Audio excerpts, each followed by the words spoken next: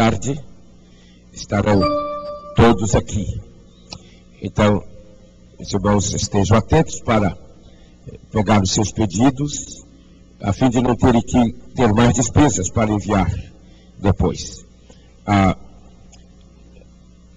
editora Wanda enviou um livro para a Jussara, que se ela tivesse informado antes que o livro, se ele tivesse saído, eu teria informado os irmãos para incluir no pedido. Mulheres emocionalmente saudáveis, para todas as mulheres e os homens que as amam. Eu conheço este livro em espanhol e eu não sabia que eles estavam colocando em português. Há um livro do esposo dela, ela e o esposo têm um ministério com discernimento profético que eu considero muitíssimo elevado. Desde o início dos anos 50, e com entendimento bíblico, uma formação muito peculiar, muito preciosa. E há um livro deles que eu desejei muito que fosse publicado em português, mas não quiseram ainda, pelo menos. Mas trouxeram este, Mulheres Emocionalmente Saudáveis, para todas as mulheres e os homens que as amam. E eu gostaria que cada um de nós pudesse lê-lo, as mulheres e os homens. É ministração do Senhor, faz parte do ministério do Espírito Santo, para nós desfrutarmos da abundância da vida no reino de Deus. Em Mulheres Emocionalmente Saudáveis. E se os irmãos quiserem, podemos fazer um pedido e vai ter que mandar, porque não dá tempo de chegar para hoje, né? E o desconto que nos dão, talvez os irmãos não os tenham, porque isto é graça de Deus para conosco ao longo do tempo. Nós vamos prosseguir tratando sobre o encaminhamento sobre a Igreja da Palavra e do Poder, as implicações práticas deste mover do Espírito Santo. E eu espero que possamos sair daqui, cada irmão com a sua antena bem regulada a esse respeito, para enxergar a realidade. Isso está ocorrendo em muitos lugares e muitos não sabem que eles estão exatamente dentro desse movimento, desse mover do Espírito.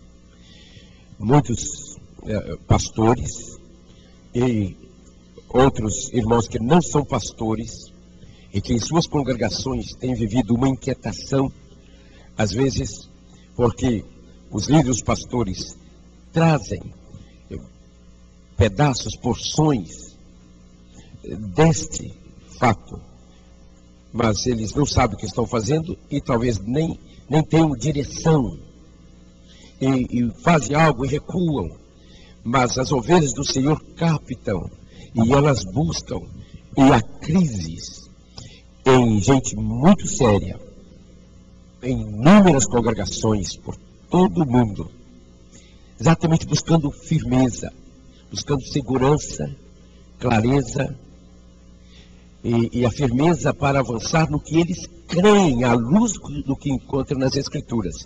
Mas a identidade funcional das congregações, a estrutura das congregações, do que brota do entendimento dos líderes, e uma filosofia de ação que corresponde exatamente ao que nós sabemos que é o propósito de Deus para nós, como filhos dele na terra, como congregações, expressões do seu povo, nos impede que, se tem a sensação, é o que todos buscam, mas falta um discernimento para colocar em ordem, e há coisas que o Espírito não vai fazer. Ele revela e ele vai usar o que Deus já criou, que ele já colocou em nós.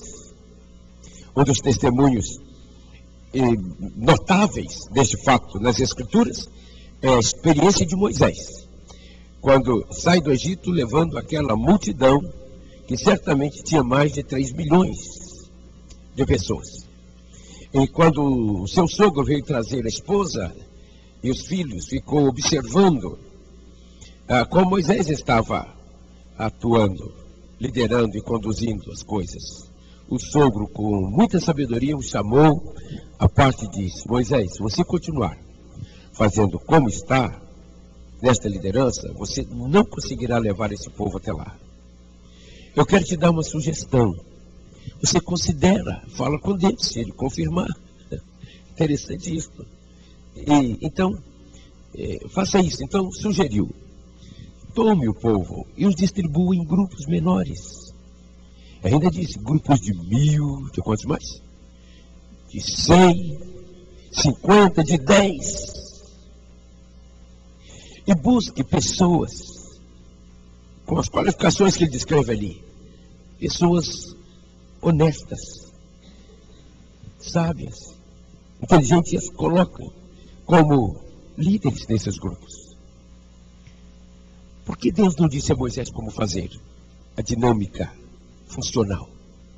Algumas coisas ele disse: simplesmente organize cada tribo em blocos, mas na hora dos detalhes funcionais, Deus não disse, o Espírito Santo não mostrou, porque Deus havia dado a sabedoria, e Deus não vai nos tratar como máquinas. O nosso ser todo é usado por Ele, junto com Ele, com a mente de Cristo em nós.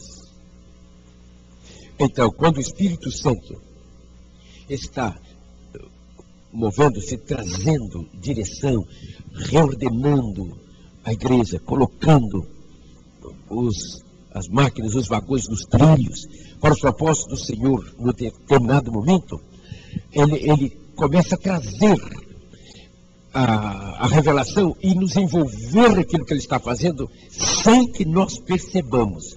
Quando percebemos, já estamos dentro do que ele está fazendo.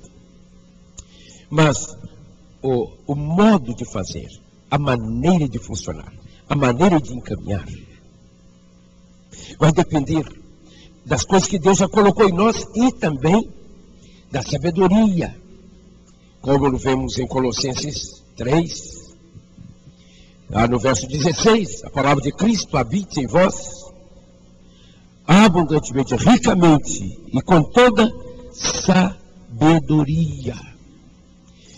O apóstolo Paulo, junto com o Espírito Santo, no primeiro capítulo, faz uma súplica ao Senhor pela igreja, não só de Colossos, mas pela igreja do Senhor, em toda a história, para que nós tenhamos inteligência espiritual e sabedoria espiritual. É a inteligência de Jesus, é a mente dele. Então, com respeito a esse mover do Espírito Santo, chamado, e que poderá até mudar de nome ainda, a Igreja da Palavra e do Poder, essa expressão é para descrever um discernimento bíblico teológico vivo e uma estratégia que tem a ver com identidade e ação dos filhos de Deus na terra, individualmente e corporativamente, tal como foi a igreja da primeira geração, revelada e descrita, demonstrada no livro de Atos, nos primeiros capítulos, a partir da igreja que começou em Jerusalém. Das demais, a gente não tem muito conhecimento, não tem informações maiores. É o caso de Antioquia, que foi a ponte através da qual o evangelho entrou para os não-judeus. O que nós temos é só o que está ali no capítulo 13, e daí para frente não tem mais no texto bíblico. Pode-se encontrar um pouquinho aqui e ali, acolá, em literaturas paralelas, mas muito secundárias. Porque, de fato, o que nós necessitamos é do que está no texto bíblico, e com a mente de Cristo enxergar o que aí está. A Igreja da Palavra e do Poder. Nós encontramos pastores numa crise terrível, buscando equilíbrio exatamente nisso, tanto entre os chamados tradicionais quanto os chamados renovados. Há um grupo completamente perdido neste meio. Alguns insistem em permanecer como tradicionais ou históricos, e o que eles carregam é simplesmente um troféu que não vale mais nada, só da história.